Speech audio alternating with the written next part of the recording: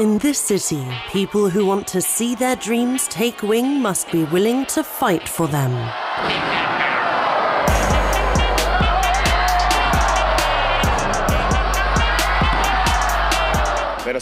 I'll go into the ring and show him who's number one. Mexico City is a place for fighters, creative people and artists, a city of stark contrasts. It's also a colourful metropolis. It shines during the day and by night. Some 22 million people live here. Locals show us around their city, a night of adventure in the world's largest Spanish-speaking metropolis.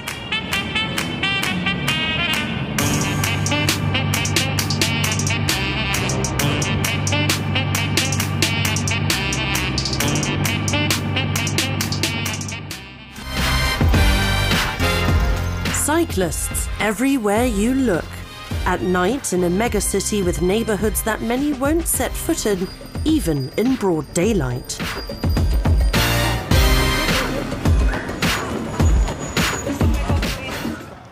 "25 years ago, when this all began, the prevailing opinion was, Mexico City is dangerous day and night. You shouldn't be riding a bike here, especially at night. To get rid of the stigma, we decided to organize these nighttime rides." Angel and the others want to make their big, hectic and crowded city more livable and likable. They're rallying to slow the pace of life. I think the stress we're subjected to in Mexico City leads to us all running through the city like ants. Everyone wants to get to their destination as soon as possible, whether they're pedestrians, cyclists, or car drivers. That makes it really stressful. But step by step, we're working on making more space for bike riders. Mexico's capital lies in the heart of the country. As one of the world's largest metropolitan regions, it has its own unique dangers, but also typical ones. More than 7,000 traffic accidents occurred here in 2022. Day and night, in the megacity, traffic jams are just a fact of life. Over 6 million vehicles clog the streets of the Mexican capital. Here, drivers spend 152 hours per year stuck in traffic. The public transport system is also hopelessly overburdened.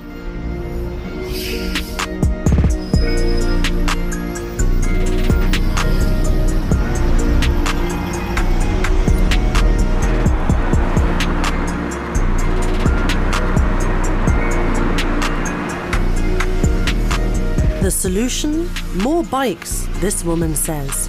Fewer cars, fewer traffic jams, and less pollution.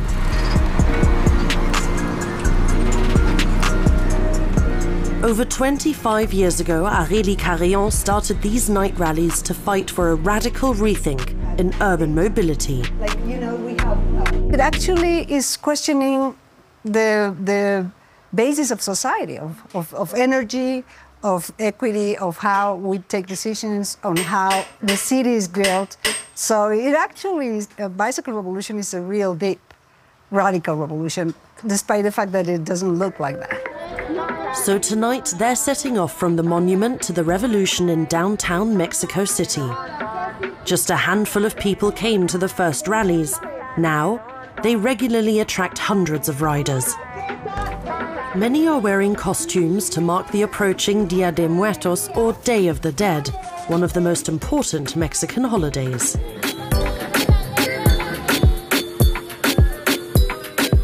Tonight, the city streets belong to the cyclists.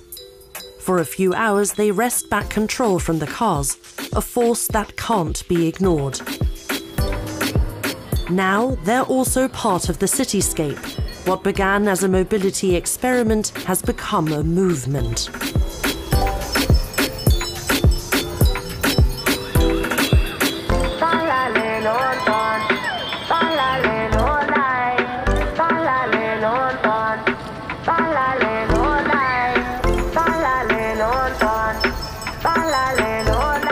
Thanks to their tenacity, Aurélie and her fellow activists have achieved something previously unimaginable.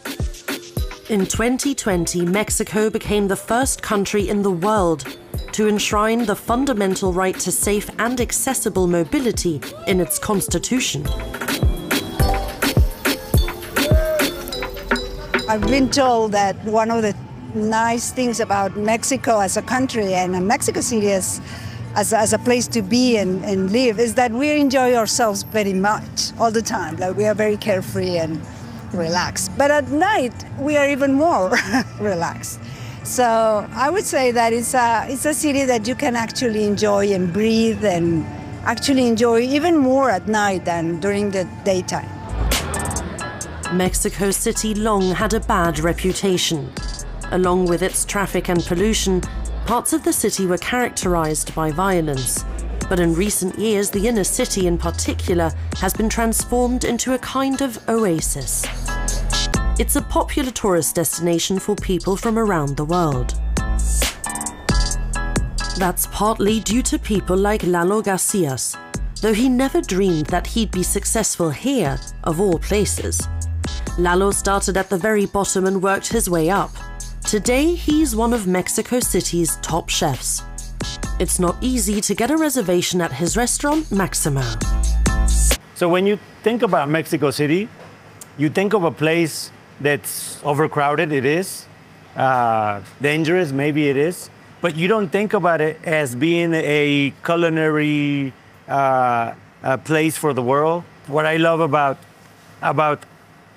nightlife in Mexico, in Maximo, is that you see people from all over the world come to a place where they didn't actually think of. It wasn't in their radar. You know, it's always Paris, it's always Sydney, it's always New York, Los Angeles, Berlin. But Mexico City all of a sudden came into everybody's radar. Lalo Garcia belongs to a new generation of entrepreneurs who are proud of their Mexican heritage and make it a central element of their creative endeavors.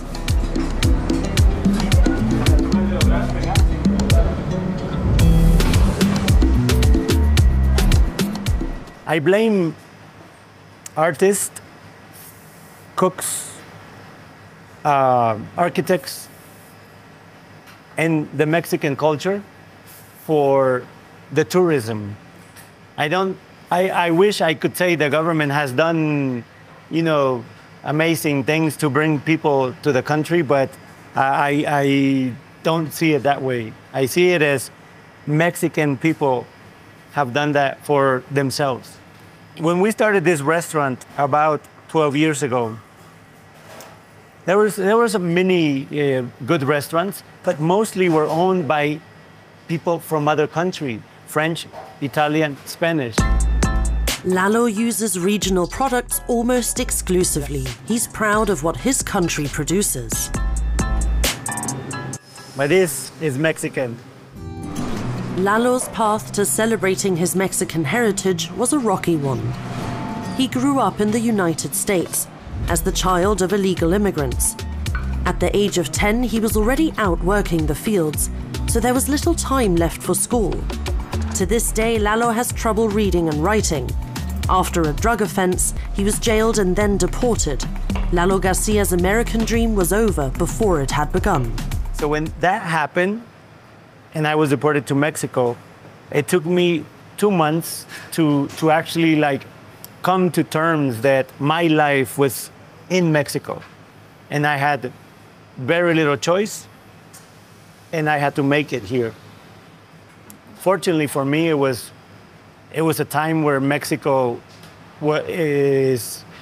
City was growing in the restaurant industry. So it made it just a tiny bit easier for me, but I am almost 50 now. And I've worked probably 10 or 15 people put together. And so it didn't come easy. It's what I'm trying to say. He fought his way to the very top and now embodies something new, the Mexican dream.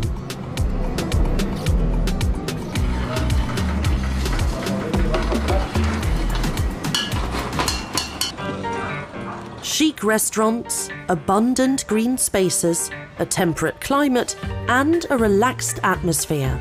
The trendy areas around the city centre offer a high quality of life for those who can afford it. Half an hour's drive eastwards, the neighbourhood is rougher. Here in the Iztapalapa district, we meet a man who's preparing for a hard night's work. He'll be stepping into the ring to compete in lucha libre, Mexican-style wrestling. His physical fitness is his capital, as is the mystery surrounding his identity. Like other luchadores, he doesn't want to reveal his face or his real name. We're to call him by his lucha name, Radioactivo. In Mexico, you're always walking by snack bars selling tacos and stuff. All the things I love to eat, but no longer can, due to the fat. It messes with my balanced diet. Still, even the strongest of men have their weaknesses. These are all things I'm not supposed to eat, but they're just so tasty. It's spicy Mexican. I love it. Right around the corner is Bandido's gym. Radioactivo doesn't just train and fight here, he also lives here. In a shared house with other lucha libre wrestlers he calls family. This guy is his little brother, Radioactivo says. Then he introduces another important family member. This is Mama. He's the best. You know when there's someone who always has your back and gives you recognition? That's him. And it's what's made him into a champion. In a country marked by conflict, lucha libre reflects Mexicans' battles and dreams. UNESCO has even recognized the sport as part of the intangible cultural heritage of Mexico City. And the capital is a magnet for luchadores. For these wrestlers, there's no better place to compete and train. Like here at Bandido's gym, which gives talented up-and-comers the chance to wrestle in front of a live audience on a regular basis.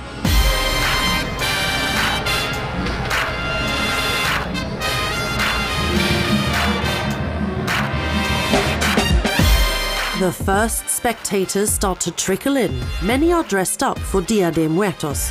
They're all looking forward to the day and especially the night of the dead. Radioactivo arrives in fighting mode. The luchadores are a close-knit community. They pray together before every fight.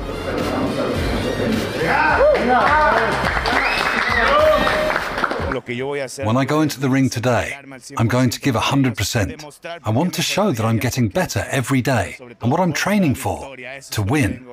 That's what I'm here for today, the victory. I hope that my rival is well prepared and that, just like me, he gives 100% too. And he does just that. Radioactivo's opponent is the friend he calls his little brother, Atomico Jr. Today, all the luchadores want to show off what they've learned. Choreography, wrestling moves, and of course, a generous dose of lucha libre theatricality.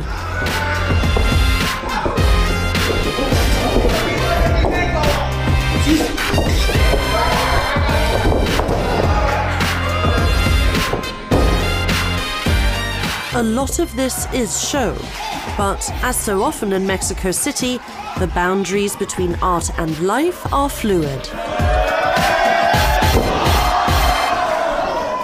In any case, this time around, Radioactivo comes out on top.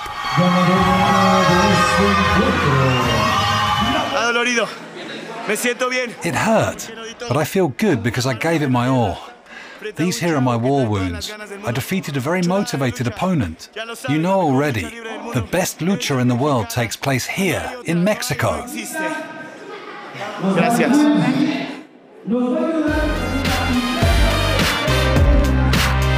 So what does a fight in the highest lucha league look like? We'll see for ourselves later, here in the Arena Coliseo. The lucha shows offer an escape in a city where many struggle to survive. There's great social inequality and almost no safety net. A kind of underground economy supplies services normally provided by the state. It's in this grey area that Angel and Aria earn their living. The paramedics are on the road in a private ambulance. That's nothing unusual here. Despite having a population of around 22 million, Mexico City itself operates just a couple hundred ambulances. So a new and lucrative business has sprung up to fill the gap when clients can pay.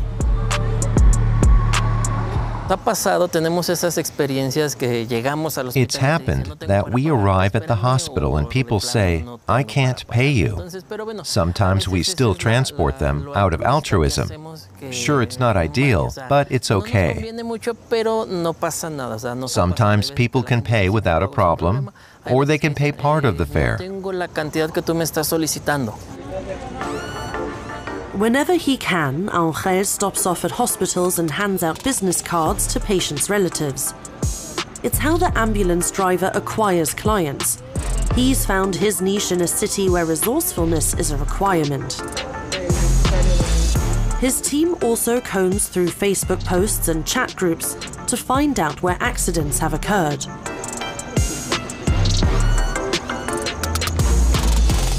We follow radio communications and social media, so we know whether there have been lots of emergencies. On paydays, every 2 weeks, it's busier. Then people go to bars and discos and drink. Today it's quiet, because no one's got any money left. While Angel and Aria wait for clients, the hectic part of the evening is about to begin at Lalo's restaurant.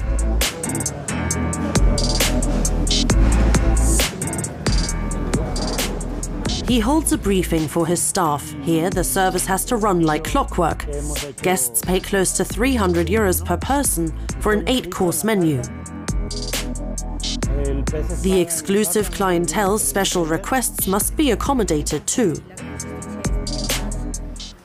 We have a bit of caviar, but if someone orders it, let me know, because I still need a little for the set menus. The restaurant's success hasn't made his workload lighter.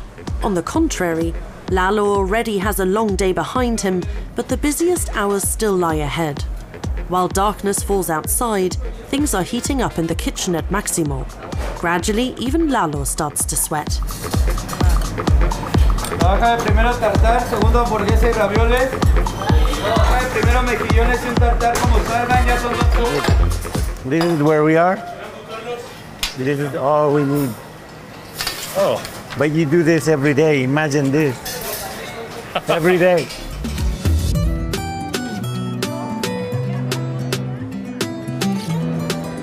The restaurant is fully booked every night. Its guests include wealthy business people, politicians, and artists. Mexico City's upper crust. People with high incomes and even higher expectations.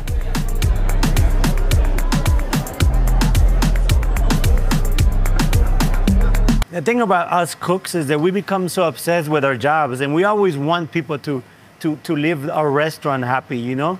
And we're always nervous. We're always nervous, we're always stressed, but that's part of the job, you know? No dish leaves the kitchen without receiving the chef's personal approval. Even now, Lalo Garcia rarely takes a break. He's found happiness and success in this city, but doesn't he feel the pressure too? Most of the times I do, but at the same time, I have so many good other things, like, you know, a good family, my wife, a good life, health, and that when you think about that, you know, there are other people who have nothing. Yeah, true. You know, or even everything, a lot of money, but no happiness.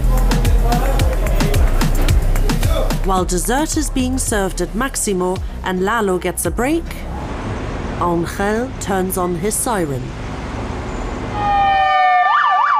There's an emergency. The paramedics head for a neighborhood on the outskirts of the city.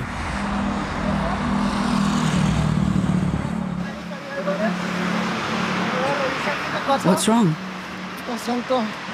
I can't breathe. You have no other symptoms? A headache? How long has this been going on? All day. At a party, it got worse.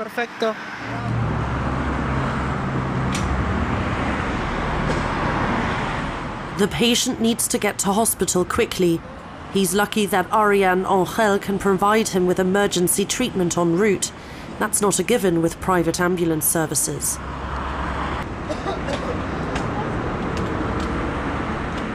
The so-called patito ambulances don't even have paramedics on board. They simply buy a blue light and they're off. For them, it's all about making money from people's pain and illness. They're healthcare mercenaries, so to speak. Angel tells us about Mexico City's broken healthcare system. Despite numerous reforms, it still has huge problems. He and his team fill the gaps, and business is booming. His company now has 5 ambulances and employs 2 doctors and 4 paramedics. After delivering their patient to the hospital, the paramedics take a detour and stop by the neighborhood where Angel grew up. He says the city's best tacos are here. The cruise shift is drawing to a close. Along with earning some money, they've provided vital support to the Mexican healthcare system, which would collapse without private ambulance services like theirs. Though Mexico City's administration often doesn't manage to help the disadvantaged, many still flock here. They come seeking refuge and a future, trans women included. This, despite the fact that after Brazil, Mexico is the world's 2nd deadliest country for transgender people. Many of those killed are trans women. That Mexico City offers trans women a certain amount of protection is largely thanks to Kenya Cuevas. Here at the edge of the city, she founded the first safe house for trans women in all of Latin America. Trans women are breaking with stereotypes that religion has historically imposed on us. Being trans is viewed as a sin, and that's what drives the hate. And that hate regularly turns into violence. The life expectancy of trans women in Mexico is just 35 years. At the safe house, an altar commemorates victims, including Kenya Cuevas' best friend Paola. A sex worker, she was brutally murdered by a client right in front of Kenya's eyes.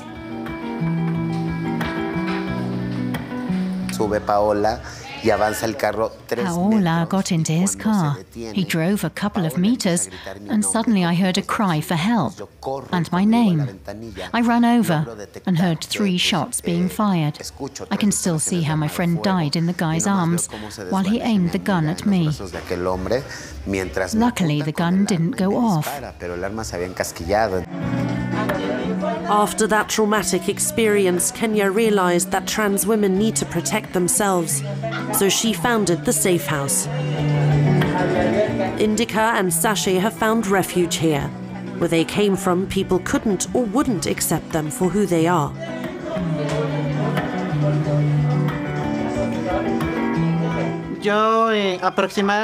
Around a year ago, I outed myself to my family.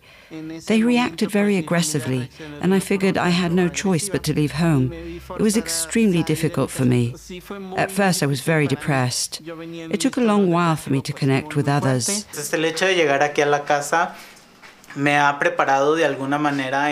Since I've been here in the safe house, I feel less pressure to conform to social norms.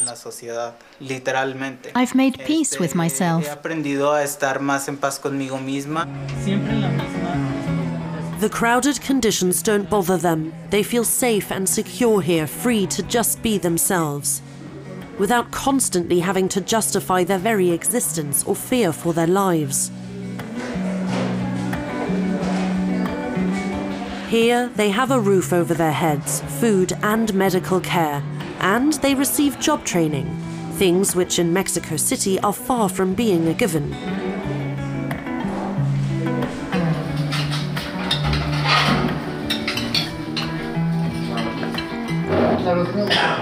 Later, Kenya will take us along on her nocturnal forays through the city's darker corners. Until then, we take an hour's drive eastwards. In the quarter of Peñón de los Baños, people are preparing for a big night of celebration. Peñón is a working-class neighborhood that lacks both opportunities and infrastructure. Here, life takes place on the street, including the parties. Held at night, they're really something special. Local DJs called sonidos or sonideros set the mood. They've created a style of music all their own. Like lucha libre, sonidos have also been recognized as part of Mexico City's cultural heritage. And this is the man who started it all, Manuel Perea, known as Sonido Fascinación. In the 1960s and 70s, the DJ started spinning vinyl at local parties. He owns thousands of special records. Everyone knows that for good music you have to come to Peñón, because we're the pioneers and the best. We have a special magic. Why is that? We go to where the music's from and bring it back. He traveled throughout Latin America and returned to Peñón de los Baños carrying records. Music with tropical rhythms that until then had rarely been heard in Mexico City.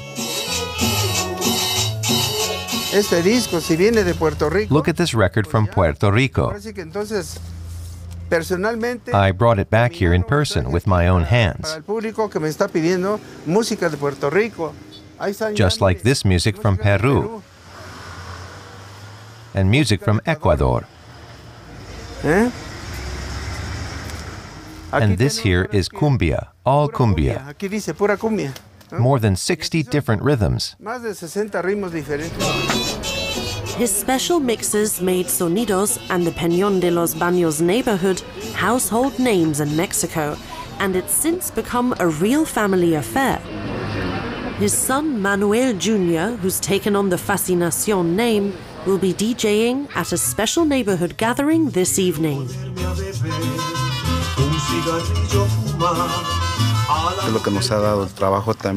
We're all one big family here.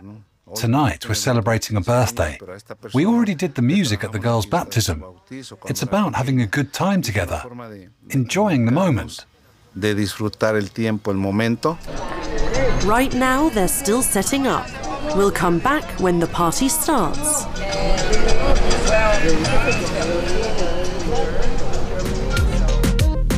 In Mexico City, music and art are everywhere. They're an integral part of the city's identity. The Mexican capital is a paradise for fans of museums. Once a month, they stay open late for the Noche de Museos, or Night of Museums. This is her night. Carla loves museums and always has. Even as a little kid, I was always in museums, preferably in the Palace of Fine Arts. My mother always tells about how I'd play with my friends and say, "Let's go to the Palacio de Bellas Artes." And they'd be like, "What palace?"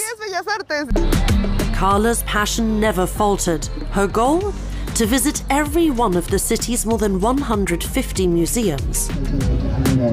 Now she's organizing special bus tours for the Noche de Museos.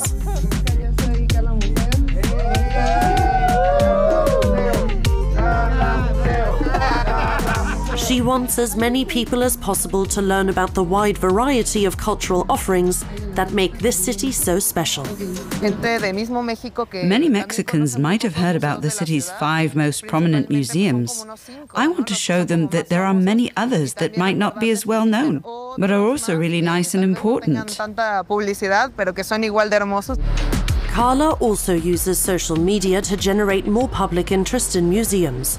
She works for an ad agency, but whenever she can, she visits museums and posts what she sees on Instagram and TikTok.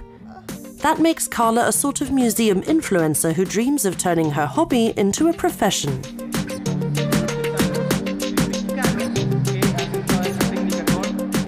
Sure, who doesn't dream of getting paid to visit museums? The Night of Museums is a big deal for Carla, though these days she no longer has to go alone. She's managed to pique her friends' interest. Felipe and Fatima are joining her tonight. They intend to visit as many exhibitions and attend as many events as possible. At the Perfume Museum, the Chocolate Museum, and the Museum of Folk Art. They watch a dance performance, then take part in a perfume workshop and a chocolate tasting. For Carla and her more than 200,000 followers, these places are like hidden gems. Some museums simply don't have a budget for PR. There, the person who sells the admission tickets and supervises the exhibits has to handle social media too. But if no one visits anymore, they might have to shut for good, and that would be a tragedy. Carla's bus tours promote active participation. Here, a trip to the museum is an experience, not just a compulsory dose of culture. Carla purposely picks museums with high entertainment value. High culture isn't always a must. At the Tequila and Mezcal Museum, guests can enjoy a taste of Mexican culture and even sing along.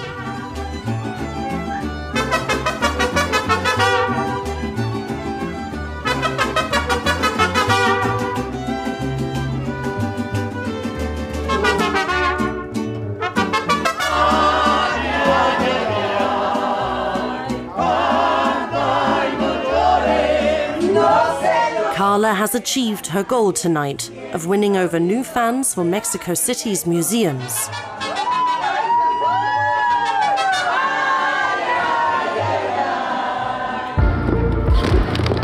Here's a man who already has fans galore.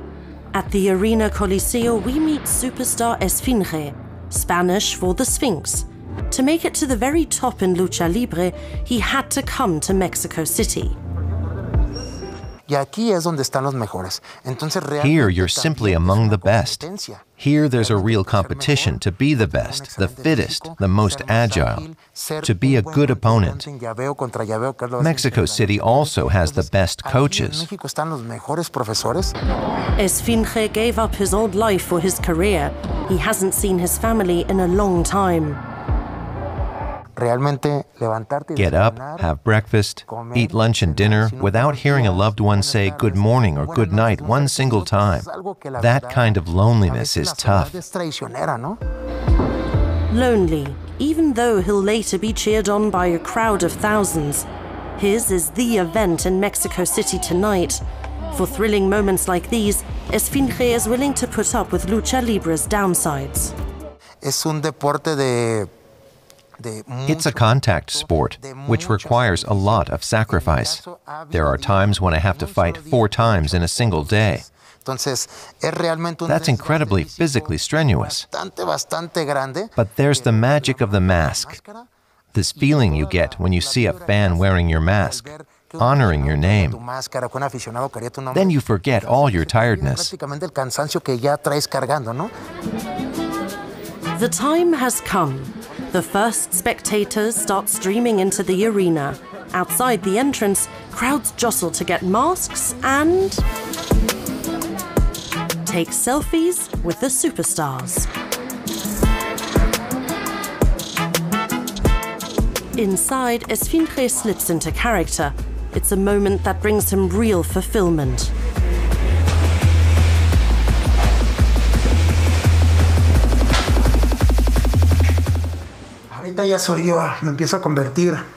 Here my transformation begins, into the person I love to be. I'm turning myself into the Sphinx. All of my childhood dreams are coming true. And with God's help, another fight will end in victory tonight. The moment has come to conquer the Coliseo.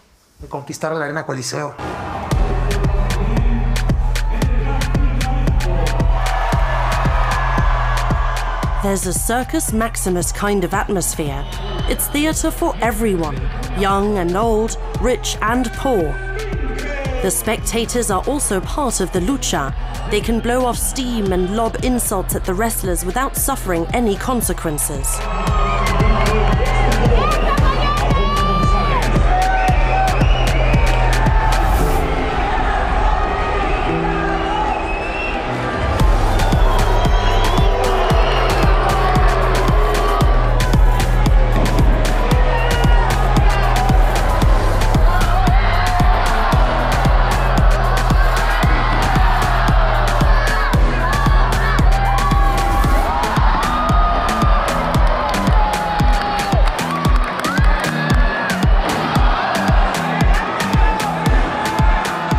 Today, Esfinge loses and must drag himself out of the ring.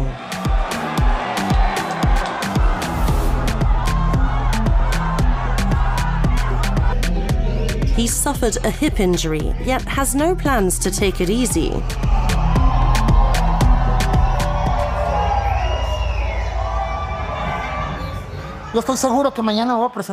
I'm sure that I'll be back fighting again tomorrow. This is a high-performance sport. Pain and problems go with the territory. No matter what the doctor says, it won't stop me. Bring on tomorrow.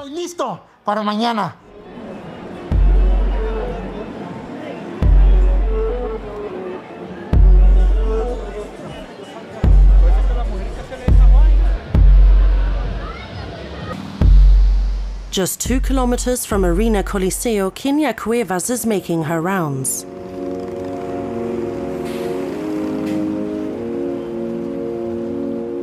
She doesn't remain unrecognized for long, because for many years she also stood here every night as a sex worker waiting for clients. Life in Mexico City can be merciless, and trans women often have few other options. I lived just like these women for 20 years. I was dirty, smelled bad, and begged. My whole body language showed that I wasn't doing well. I suffered just like them, experienced hunger, cold, and loneliness. Life on the streets scarred me for life. I'll never forget it. It was the brutal death of her friend Paula that finally triggered Kenya to change her life. Ever since, she's been on a mission to help other trans women. Tell everyone I've got condoms with me. These women need all the help they can get. We're vulnerable people with HIV. Some days we earn money, then we can eat and have a roof over our heads. Other days we don't, then this is our home.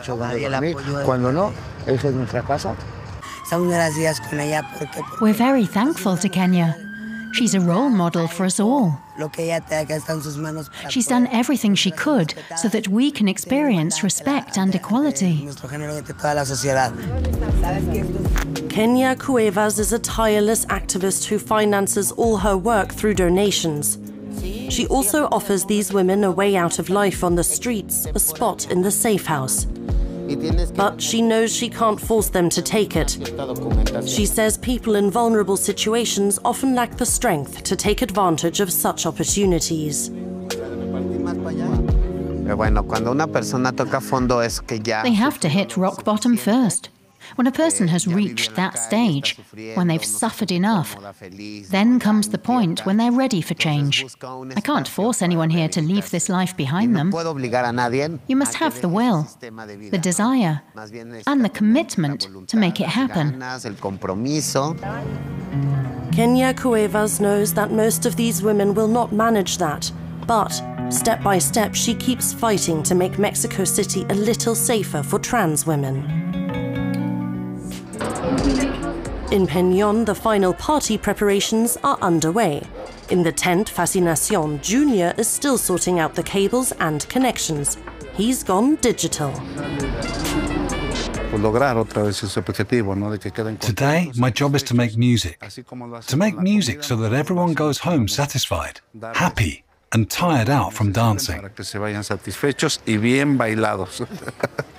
Next door, there's already a lot of excitement in the air. This is Yamileth's big day. She's turning 18. I'm so nervous. I have to dance in front of everyone. My whole family will be there, and now you're filming it too. In Mexico City, there are usually big celebrations to mark a girl's 15th birthday. Ever since she was little, Yamileth looked forward to that day. But then the pandemic came and the party had to wait. Today, she's finally celebrating. Starting now. Let's hear it. A round of applause for Yamileth and the whole Alvarez family.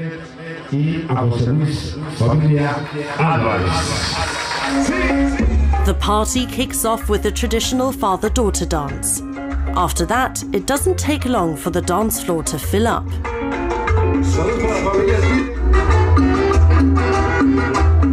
Even at the age of 80, Manuel Sr. just can't sit still when there's music playing. Like most Saturdays, similar parties are taking place throughout the neighborhood. And in Peñón, anyone can join in, whether they've been invited or not.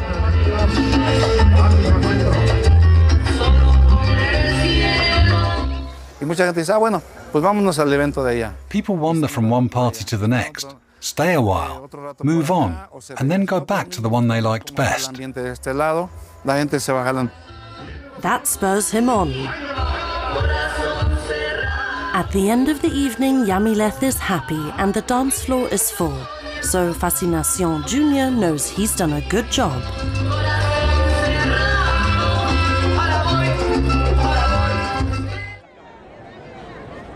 In Mexico City, November 2nd is the official Day of the Dead. On Dia de Muertos, Mexicans believe the spirits of their departed loved ones return and walk among them. It's a holiday to celebrate the deceased and forget the struggles of everyday life. In a metropolis where people come to try their luck. A place for creative souls who want to make something of their lives and out of their city. People who've done more to change Mexico City than its officials ever have. People who've made the megacity into their city. The night belongs to them.